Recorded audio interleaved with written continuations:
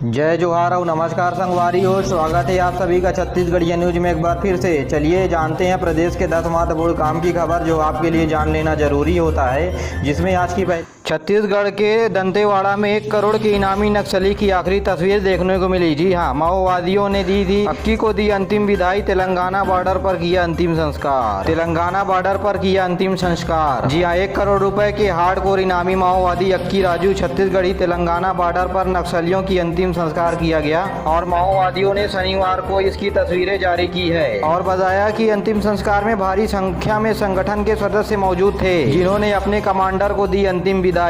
परमेलू कोड़ापली इलाके में शुक्रवार को दोपहर 2 बजे अक्की की चिता जलाई गई।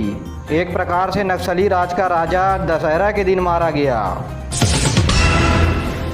तो वहीं रायपुर रेलवे स्टेशन के प्लेटफॉर्म नंबर 2 पर शनिवार सुबह 6:30 पर धमाका हुआ। तब एक स्पेशल ट्रेन में सीआरपीएफ के जवान सवार हो रहे थे। ये ट्रेन सिर्फ जवानों के लिए थी। हादसे के वक्त एक फूड स्टॉल के कर्मचारी विश्राम सिंह मौके पर थे। उन्होंने घटना से जुड़े हुए दृश्यों को देखा और सुना। तब छत्तीसगढ़िया न्यूज से उस दृश्य को साझा करते हुए कहा कि प्लेटफॉर्म पर सुबह 6 बजते ही चहल पहल बढ़ गई थी। अपने भारी भरकम सामान और दूसरे लगेज के साथ सीआरपीएफ के जवान प्लेटफॉर्म पर आवाजाही कर रहे थे। और यही नहीं, मेरे पास चाय पीने आ रहे थे। करीब 30 फीट की दूरी पर जवानों ने अपना सामान रखा था और सभी ट्रेन की बोगी में उसे चढ़ा रहे थे। तभी अचानक तेज धमाका हुआ और हमें समझ में नहीं आया। मेरी स्टॉल से करीब 30 फीट की दूरी पर ही ये सब कुछ हुआ। आपको बता दें कि ट्रेन के आते साथ ही यह बम धमाका हुआ। निश्चित ही जवानों को टारगेट में लिया जा रहा था।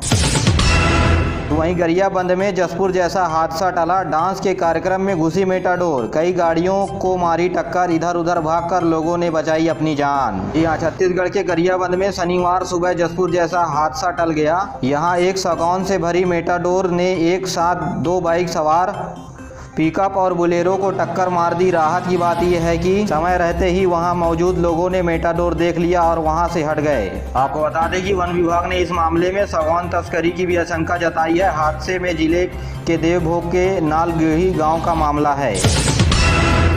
तो वहीं छत्तीसगढ़ में मोबाइल अस्पताल से लोगों को मिल रही है सुविधा। जी हाँ, छोटे शहरों कस्बों में भी शुरू हो गए स्लम स्वास्थ्य योजना।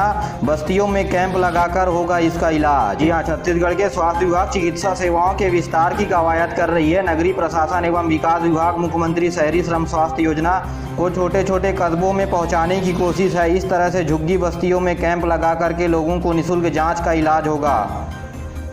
आपको बता दें कि यह कैंप सर्वे सुविधा युक्त वाहनों के जरिए लगाया जाता है, जिसमें झुग्गी झुपड़ियों में रहने वाले गरीब परिवार अपना आकर के इलाज करवाते हैं। वहीं अंबिकापुर के मेडिकल कॉलेज में बच्चे की मौत पर हंगामा, इलाज में लापरवाही पर आरोप। जी हां, एसएनसीयू में अब 50 बच्चे भर्ती, डॉक्टर बोले गंभीर था शिशु। जी हां, छत्तीसगढ़ के अंबिकापुर मेडिकल कॉलेज में एक नवजात बच्चे की मौत हो गई, जिसके बाद परिजनों ने जमकर हंगामा किया और अस्पताल स्टाफ पर इलाज में लापरवाही का आरोप लगाया। बताया गया है कि सभी बच्चे बीमार होने के बाद अस्पताल के एसएनसीयू वार्ड में भर्ती कराया गया था। अब एसएनसीयू वार्ड में 50 बच्चों का इलाज चल रहा है। तो वहीं दंतेवाड़ा में मां दंतेश्वरी के भजनों पर नाच उठी आईपीएस अफसर। जी हाँ, अंकिता शर्मा के साथ जवान भी झूमे, बोले देवी सबकी रक्षा करती है। जी हाँ, 75 दिनों तक चलने वाला विश्व प्रसिद्ध बस्तर का दशहरा सभी रस्मों को अदायगी के साथ समय भारी संख्या में सुरक्षा बलों की तैनाती की गई है। खुद बस्तर आईजी सुंदर राज पी और एसपी जितेंद्र सिंह मीणा समेत कई अन्य बड़े अफसर ड्यूटी में लगे हुए हैं। इस बीच मालवी परगांव की रस्म के दौरान ड्यूटी में तैनात आईपीएस अंकिता शर्मा समेत अन्य बड़े अफसर मां दंतेश्वरी के जस गीत में झूम उठे। तो वहीं कांग्रेस वर्किंग कमेटी की बैठक में दिल्ली पहुंचे सीएम भूपेश बघेल। बोले एमपी के तस्करों को संरक्षण देने वाली लोगों को जांच जरूरी है। योगी ने कहा अपना राज्य देखें। आपको बता दें कि मुआवजा की राजधानी उत्तर प्रदेश और छत्तीसगढ़ दोनों में देखने को मिल रही है। भाजपा के कई नेता जसपुर हादसे में मृतक के परिजन को 1 करोड़ रुपए मुआवजा देने की मांग कर रहे हैं। दिवाली से पहले पटाखों का अवैध कारोबार चल रहा है। व्यापारी हुए गिरफ्तार। रिहायशी कॉलोनी के मकान में बना रखा था गोदाम। 3 दिन पहले एक गाड़ी हुई थी जब्त पटाखों से भरी। जी हां, दिवाली पर्व में पहले ही पटाखों का अवैध भंडारण शुरू हो गया है। बिलासपुर के सरकंडा स्थित राजकिशोर नगर के रिहायशी मकान में एक व्यवसायी ने पटाखा गोदाम बना लिया था, जिसके बाद पुलिस ने दबी देकर के व्यापारी को पकड़ लिया। बड़ी मात्रा में उसके घर पटाखे भी जब्त किए गए। जसपुर जिले के पत्थल गांव में गांजा तस्करों के शुक्रवार को धार्मिक जुलूस में शामिल लोगों को कुचल दिया। इसमें एक युवक की मौत हो गई जबकि 26 लोग घायल हो गए। क्षेत्र में 7 दुर्गा पंडालों में स्थापित मूर्तियों के विसर्जन के लिए सभी लोग जा रहे थे। इस घटना पर राजनीतिक बयानबाजी भी शुरू हो गई है, जिस पर पूर्व मुख्यमंत्री डॉक्टर रमन सिंह ने कहा कि छत्तीसगढ़ में नशा माफियों के हौसले बुलंद हो गए हैं। मृतकों के परिजनों को 50 लाख रुपए का मुआवजा दिया जाए। वहीं मुख्यमंत्री भूपेश बघेल ने कहा कि सबके साथ सबका न्याय होगा।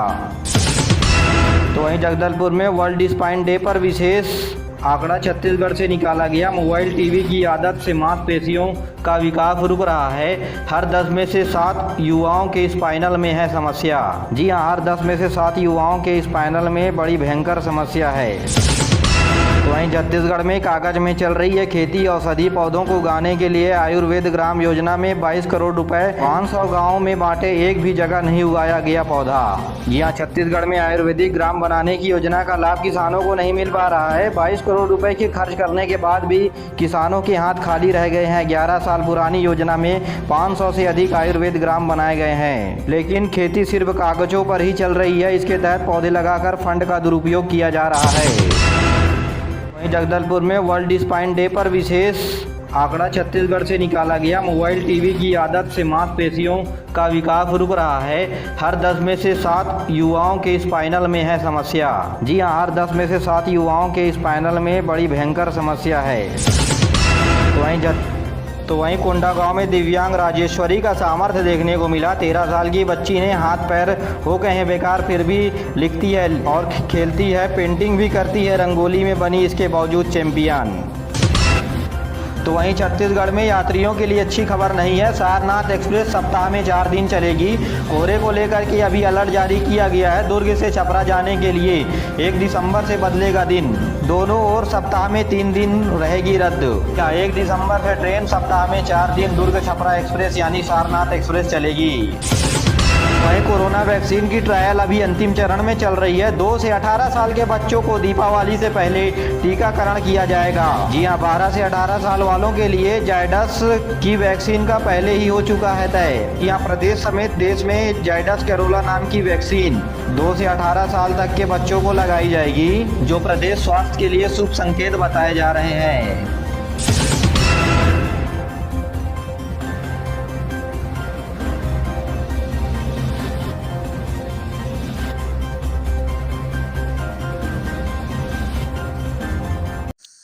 मेरे प्यारे साथियों, आज के लिए बस इतना ही। वीडियो पसंद आया तो वीडियो को लाइक करें, चैनल को सब्सक्राइब करें और अपने दोस्तों के साथ जरूर शेयर कर दीजिए। मुझे इजाज़त, मिलते हैं अगले वीडियो में। तब तक के लिए जय हिंद, जय छत्तीसगढ़।